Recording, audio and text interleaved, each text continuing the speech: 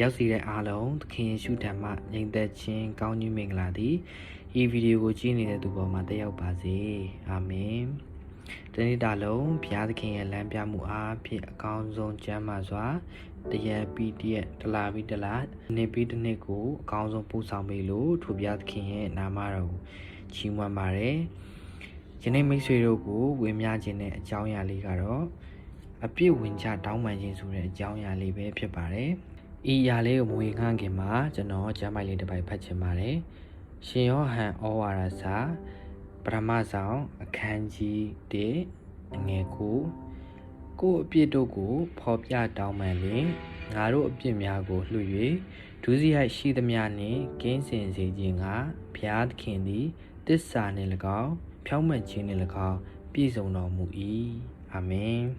ဤကျမ်းပိုက်လေးရပါတော့ကျွန်တော်တို့အပြည့်ဝင်ချတောင်းပန်ခြင်းဆိုတဲ့ခေါင်းစဉ်လေးရဲ့အဓိကကျမ်းပိုက်လေးပဲဖြစ်ပါတယ်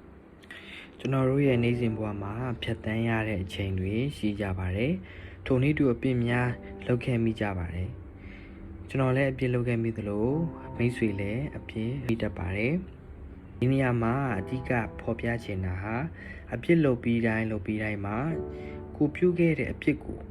အပြစ်ဝင်ချတောင်းပန်ဖို့ကျွန်တော်တို့ရောက်စီတိုင်းမေးလျော့နေတဲ့အချိန်တွေရှိကြပါတယ်ထို့ကြောင့်ယနေ့မှာဤကျမ်းပိုက်လေးကကျွန်တော်တို့အပြစ်များကိုဝင်ချတောင်းပန်မှုရန်အတွက်မိတ်ဆွေနဲ့ကျွန်တော်ကိုပေါ်ပြနေခြင်းဖြစ်ပါတယ်မိတ်ဆွေစဉ်းစားကြည့်ပါကျွန်တော်တို့ငယ်စဉ်တည်းကအခုအသက်အရွယ်ထိအဖြစ်တွေဘယ်လောက်တောင်လုပ်ခဲ့ပြီးပြီလဲမိတ်ဆွေနောင်တနဲ့ကောင်းကင်ဘုံမှာရှိတဲ့ဘုရားထံတော်မှာမိတ်ဆွေရဲ့အပြစ်များကိုဘယ်နှချင်းမိတ်ဆွေ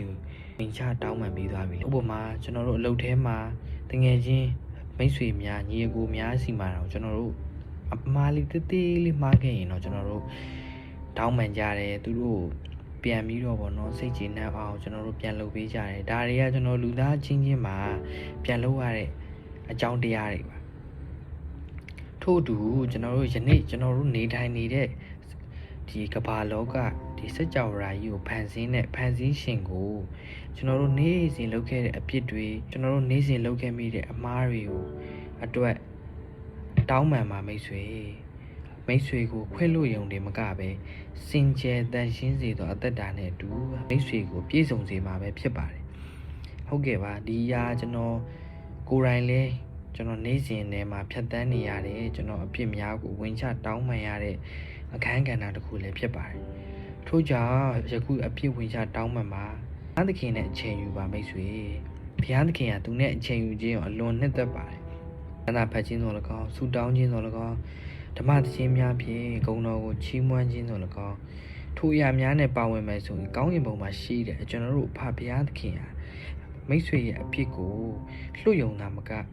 စင်ကြယ်စေယုံတာမကကောင်းကြီးမင်္ဂလာဆုကျေးဇူးများကိုပြည့်လျက်ရှံလျက်ထပ်မံ၍ပေးသွားအောင်မယ်ထက်လက်ကောင်းကြီးပေးသွားအောင်မယ်ဆိုတာဝင်ငှရင်းနဲ့ဒီဗီဒီယိုလေးကိုဆုံးသက်လိုက်ပါတယ်။အားခင်ကောင်းကြီးပေးပါစေ။အာမင်။